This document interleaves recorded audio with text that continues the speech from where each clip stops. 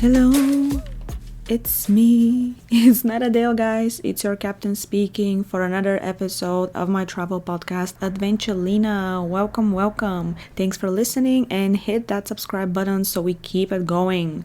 And finally, it's spring. Spring is here. Weather is getting nicer everywhere. Park season is open and there's so many things to do outside. We had a really rainy winter in San Francisco, much rainier than the previous 2 winters. So at this point, everyone is ready for outdoor activities, festivals, street fairs, and all the above. I love concerts. This is my probably next favorite thing after traveling. Everyone who knows me is aware of the fact that I go to concerts quite often, most of the time by myself. I know people find this weird, but it's true. I enjoy the whole thing better when I'm alone. It's kind of a me time. On top of that, similar to my confession of not liking traveling in groups, I don't like going to concerts with too many people for the same reason. Too many preferences and hard to deal with everyone's desires. When I go to concerts, I like getting there early, taking my time, getting a drink and food, and not everyone is down for that. Plus, whenever I have general admission tickets, front of stage for concerts with no seats in general admission, I want to be as close as possible, which can only happen if you get there on time, which means hours earlier. And I don't mind that, but some people do, and I get it. I have waited for different concerts for up to 9 hours, and I don't regret a minute of it because every time I do it, I get to enjoy the show from real close.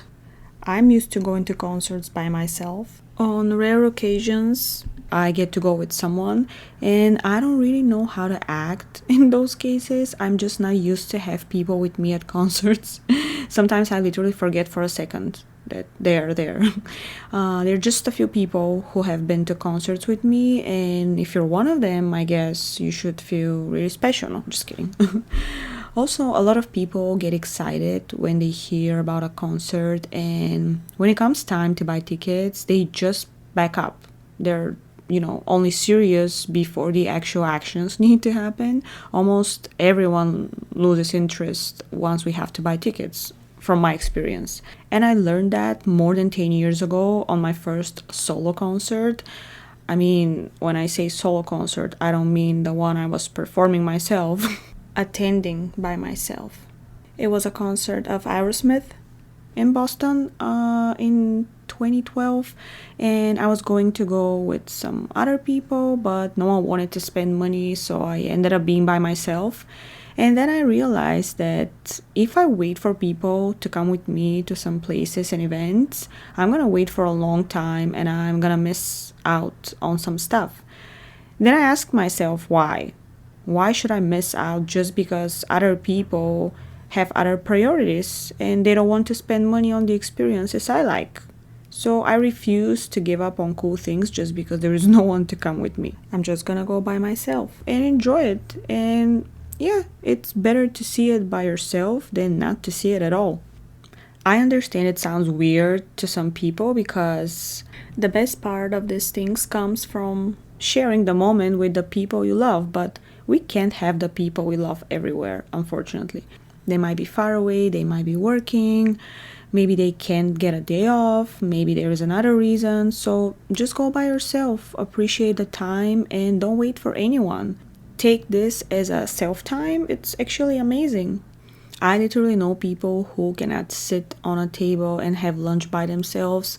I mean, not on the table, but sitting on a chair next to a table.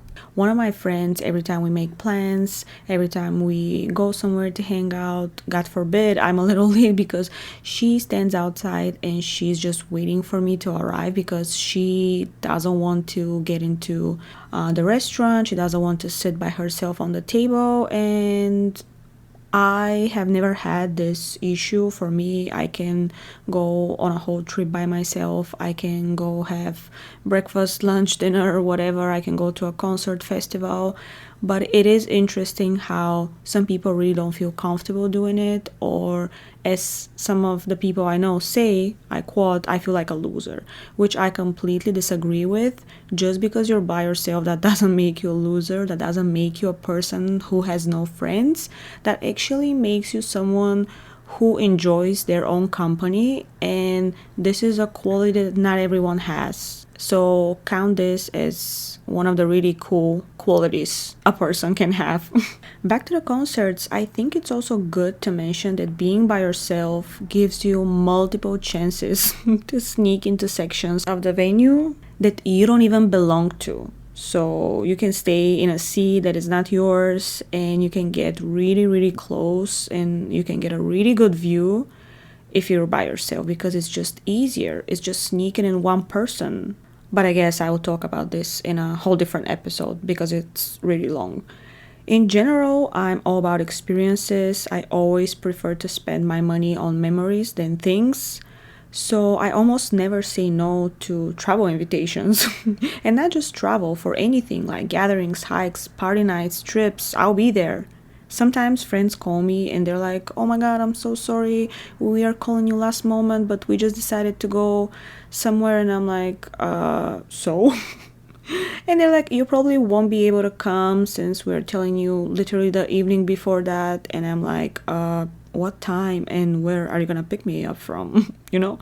Because I literally can pack for 15 minutes. I can literally do it with my eyes closed. So I'll be on my way. I don't care.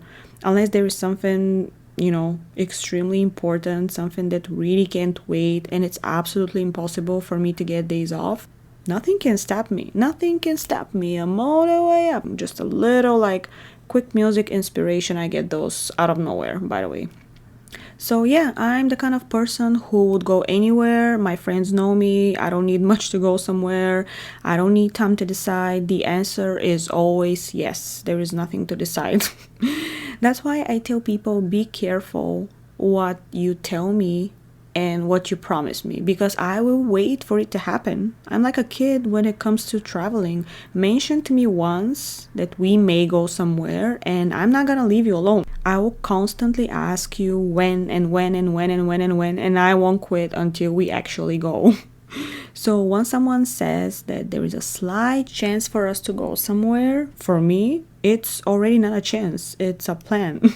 Sometimes people are not completely serious, and I'm like, so which days should I request off from work? Like, hell yeah, I'm putting this shit on my calendar, watch me. Because why would you say you're down to do something if you're not? I just take everyone's words as a serious claim. I assume whatever you say you would do, because that's how I act. If I say something, I would do it no matter what.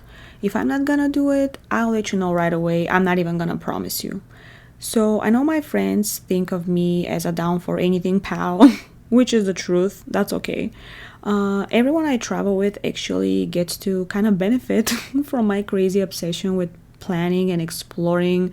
So whenever we go somewhere, everyone knows that I will be the one responsible for the itinerary, and no one needs to do literally anything. Sometimes I just announce a destination and I let people know how to dress, what's the weather there, and the rest is on me. I run the show from there. And I know planning is a bit overwhelming for some people, and they feel lost in all the information and they don't really know where to start from and what's important. For me, it's already by default. I can decide to go somewhere in the morning and I can put my itinerary together for a couple of hours later in the day, meaning I would research the main attractions, I would make a plan how to visit those places, and I will even get tickets for everything, flights, accommodation, attractions. But the speed I do it with now, it comes from a lot of training and I know what it took me to be good at it. The first trip abroad I needed to plan all by myself was a week in the United Arab Emirates. I visited Dubai, Abu Dhabi, and Sharjah. I remember reading about them for a while, collecting information, writing down prices, doing math, getting familiar with the map. This was the first trip that I knew so much about my destination prior to going there. I felt like I knew Dubai by map once I set foot there. I also remember not agreeing to use any of those group tours while being in the Emirates because I had everything planned in advance. And not just in advance, but also for much cheaper than the price they offered. Every single tour they offered was extremely overpriced and it would literally make our budget struggling. So, my long and detailed research months before we flew to Dubai gave me a chance to get familiar with all the options and to pick the most affordable ones. I remember on our way back on the plane, we were talking to other people coming back, and they would ask us if we did the most popular tours, if we visited the main attractions. Of course, we said yes, and they were curious how much we spent because they didn't see us in any of the group tours. I usually don't feel comfortable talking about money at any level unless I'm encouraging someone to spoil themselves with a trip, or I'm encouraging someone that they can, do a destination on a budget. Otherwise, I don't like talking about money. It's not my thing. Well, they asked me, so I'm like, fine. We shared with them how much our tours were, and they were shocked. They literally spent 3 times more on the same experiences just because they agreed to use the travel agency offers. And I understand some people sometimes don't have time to plan themselves, so they rely on travel agencies. Sometimes people don't want to deal with the complications of having to think about everything, so they let travel agencies take care of it. I get it. But if you want to travel on a budget, you have to forget about those extras. And you have to put the work yourself. Not only you pay more for the same things you can book yourself, but you get to travel in a group and kind of be dependent on their itinerary. So why don't we talk about travel itineraries and how to create them ourselves from scratch, right? And in a perfect way.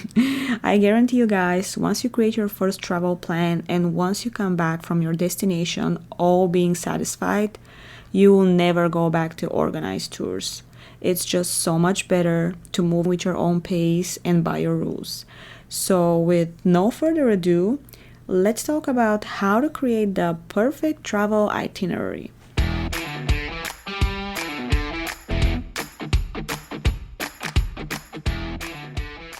Laugh as much as you want, guys, but I keep claiming that this travel bug is a goddamn addiction. I swear to God, my phone is all maps, websites, Googling, screenshots, places, different pins and stuff. It's all just like investigating the world. That's how my phone looks. I swear to God. And I do think of my travel planning as an investigation because I'm basically investigating this place in order for me to get familiar with it and to move around easier. So at the end of, booking everything related to one trip, and when you finish the whole plan, the feeling actually is pretty similar to a win of like resolving a complicated case. I would say. Just the satisfaction you get when you see all your tickets booked, all your transportation arranged, all the small details finished. Oh my God, it's just, there is nothing better, I swear. So what's the first thing we need when we decide to travel? We need a destination, right? Where are we going? What's the place? What is the next thing we want to see? So if you happen to have your destination picked, that's great. If you happen to have a budget, but not to have a decision, that's okay as well. Take a moment to think about what you dream of, what your preferences are, what's your budget, and what's the time you have. Don't worry if you're feeling kind of stuck because there's so many ideas out there. I literally have a whole page on my website named Bucket List with different suggestions. So go ahead, check, and decide what you want to see next. I personally never run out of destinations. I literally know where my next 10 trips will be. So my list is kind of endless, and I'm telling you, it is a real freaking addiction. And yeah, it might be the healthiest one, but still. If you're feeling like you have no idea where to go, think of, do you want a warm destination?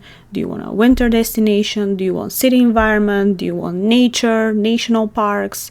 Do you want amusement park, some kind of fun, shopping, attending a festival? Are you traveling with kids? How much time do you have? Is it like a weekend escape? Is it like 5 days trip?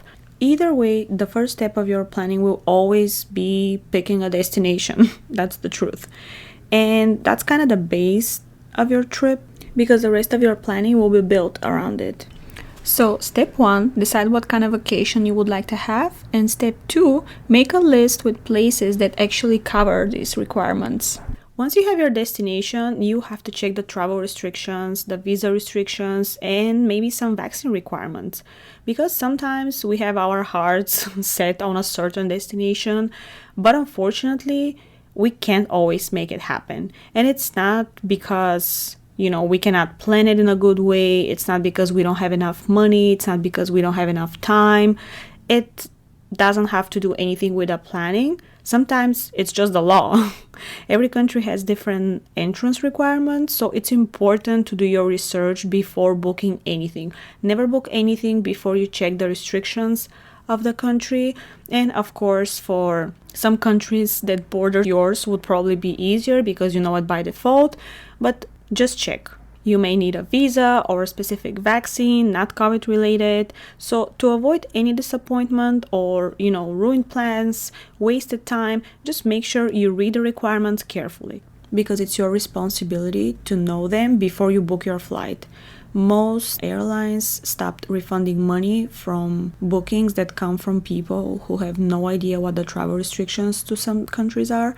So don't rely on that and just do your research before you book anything. You can always contact any of the embassies and you can always ask a legit source if you're allowed to go there and if you are, under what kind of documentation. Especially after COVID, it's always good to check those things because literally some countries reopened months ago. I know it's been 3 years since COVID started, but always check the travel restrictions. Let's also not forget that sometimes entering by car requires different documentation than entering by plane and vice versa. So, we got the destination and we know we are allowed to go there. Great job. Time to hit the road. There are a few ways for you to get there. Of course, if it's abroad, 95% of the time this would be a flight. But you can also take a train depending on how far away this place is.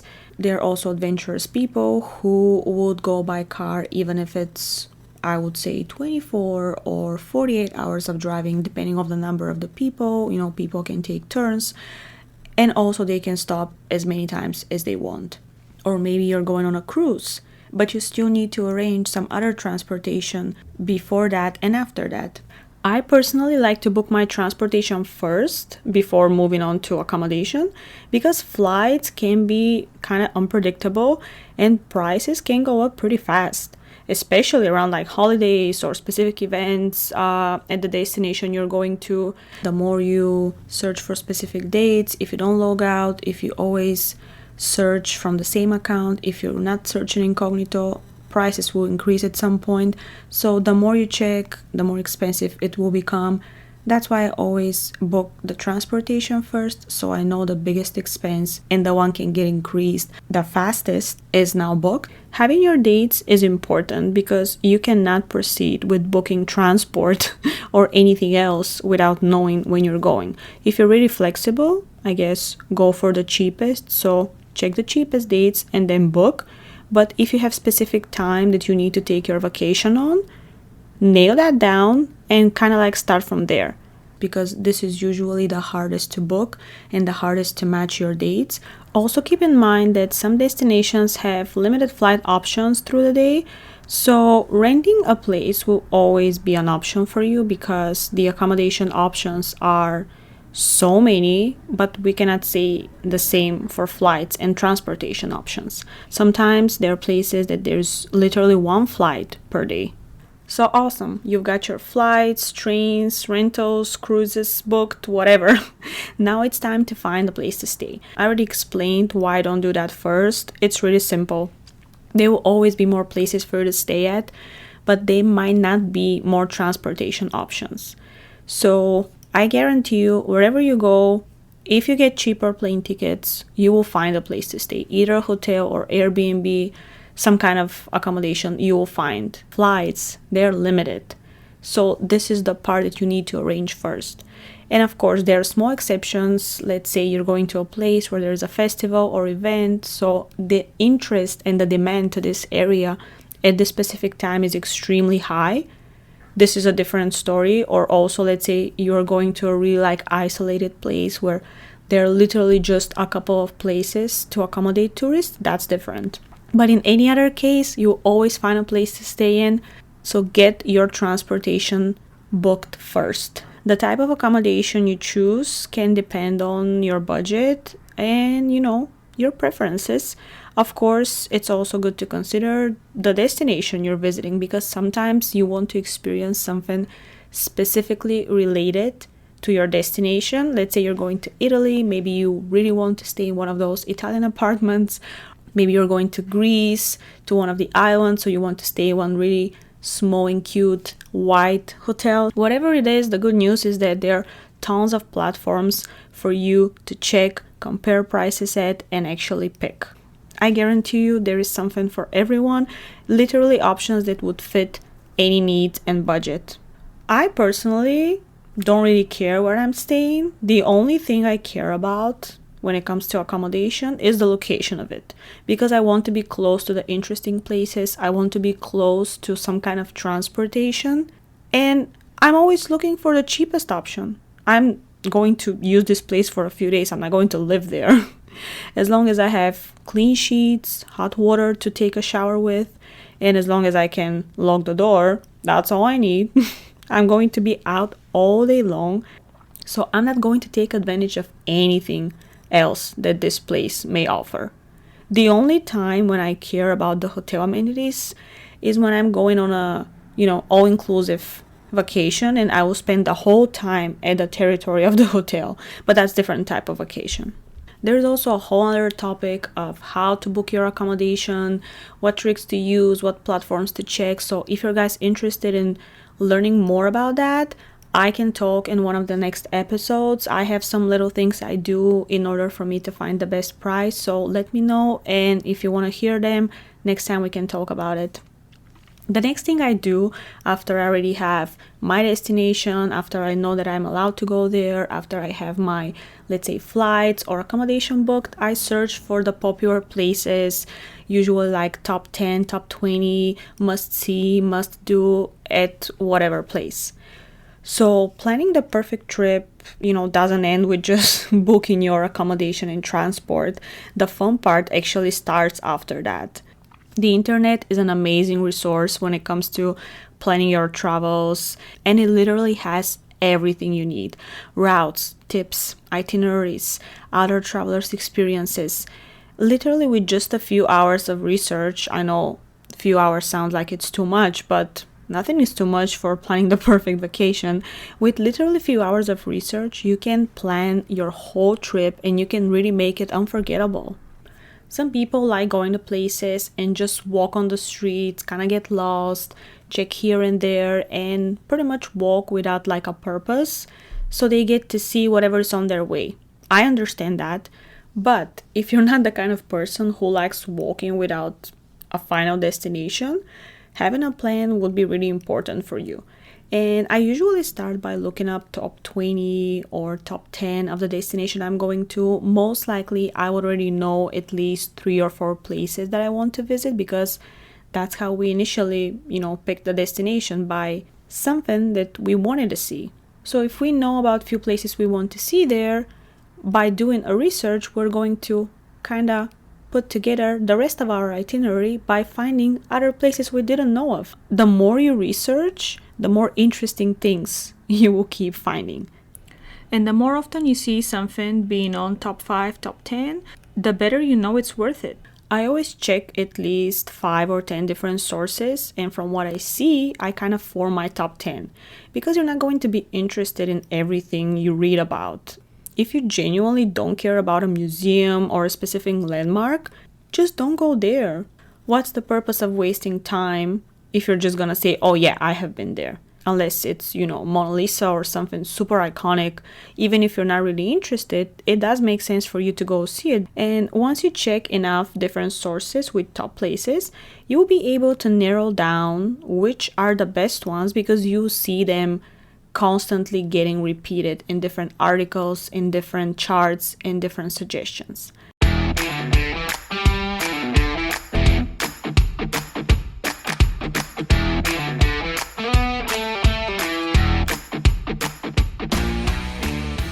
And at this point, I want to say we're halfway there, guys. So in the next episode, we're going to cover the rest of the steps when planning the perfect trip. Thank you so much for listening, and stay tuned for the next part. Hit that subscribe button so we can stay connected and you can hear more from me. Or maybe after that, you definitely don't want to hear more from me. So I promise I'm not going to sing in the next episode, which by the way is landing shortly. So I will see you kinda next time. Bon voyage!